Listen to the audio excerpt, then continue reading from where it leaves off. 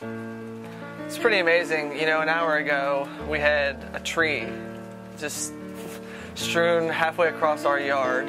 The other half of the tree was threatening to fall on my neighbor's house, and I have basically no tools, and I'm trying to figure it out.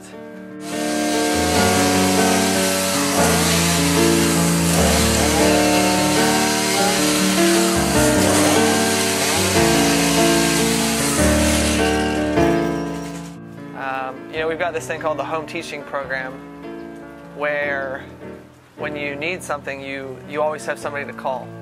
And what's ironic is the person that I'm assigned to home teach ended up being the person to help me.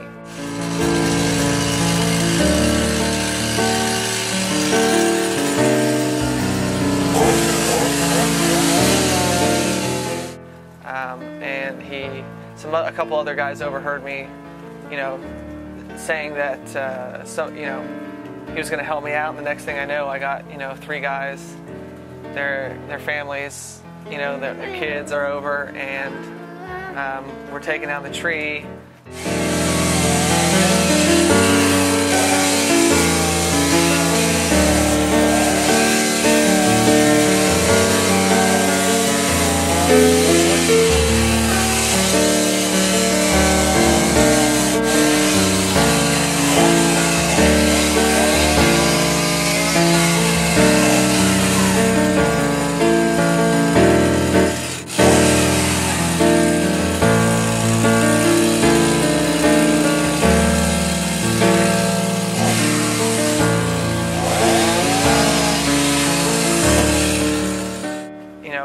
My neighbor's house no longer has a tree that's about to fall on it.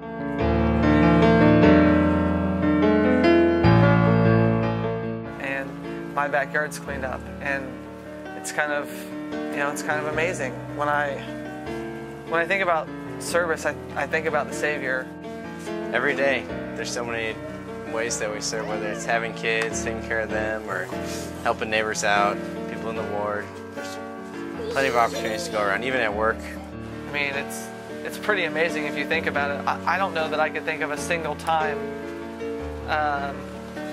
that he did anything for himself. Heck, I can't even think of a time when somebody did something for him. I know what it's like when I'm trying to do something by myself and I need help, and you don't have anybody to help you. And plus it just makes you feel good. There's always, someone will be very grateful, for that help, and once it's taken care of and done, you feel good about it, and you know that person has benefited from your help. I mean, what are the 2 times where he asks something, right? He asks them to stay awake while he's in the Garden of Gethsemane, and they fall asleep. What do you do at home to serve? Sometimes I clean my room and help with the dishes. And do moms do a lot? Yes. Sometimes she folds the clothes. She always folds the clothes. That's not, do moms get paid a lot for their job? Nope. No. Mama works at school, but at the house she doesn't get paid.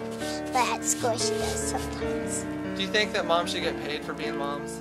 Yes. When the storms are raging and the boat's going to be overturned, and he walks out on the water and saves them. I mean, Peter, right? Peter swears up and down he's not going to deny him, and then yet again, he denies him 3 times. And well, there's always somebody in need of help somewhere, and one person can't do it all by themselves. I think maybe the only person that ever did anything for the Savior as an act of service may have been the person who was made to carry his cross up to Calvary. I think the first reason to help people is because all of us have a lot that's been given to us and a lot of help that's been given to us, and so really just helping is an opportunity to pass that on to somebody else. But in every other instance I could possibly think of, he's giving service. He raises Lazarus from the dead. They come to arrest him, right? And Peter smites off his ear, and he just puts the guy's ear right back on. I mean, pretty much his entire life was one giant act of service after the other.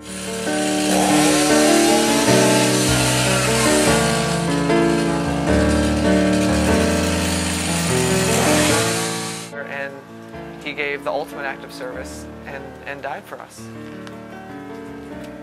You know, maybe that's why people that get it, you know, people that have Christ in their heart, that's what they do, right? They serve others. They certainly help me.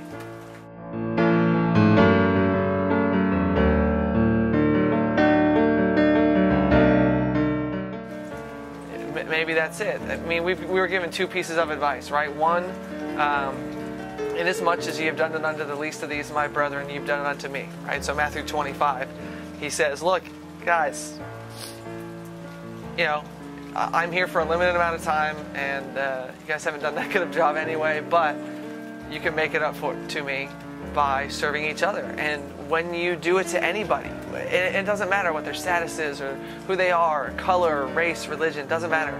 But when you do something for them, when you do something with them, to them, for them, then you've done it unto him.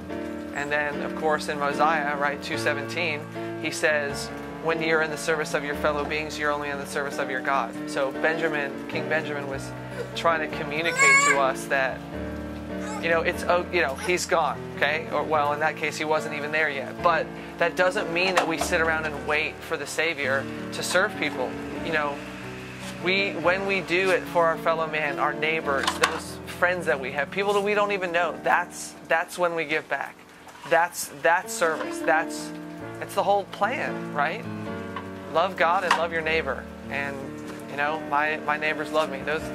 Those guys are some of my best friends. And life's pretty tough. I really can't imagine trying to get by without them.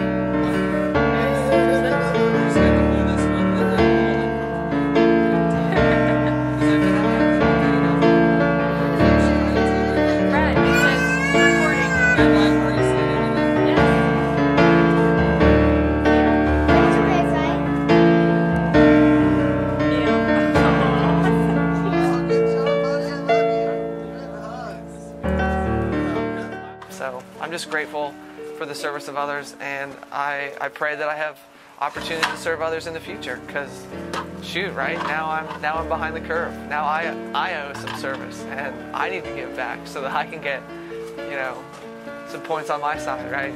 So it's all about service.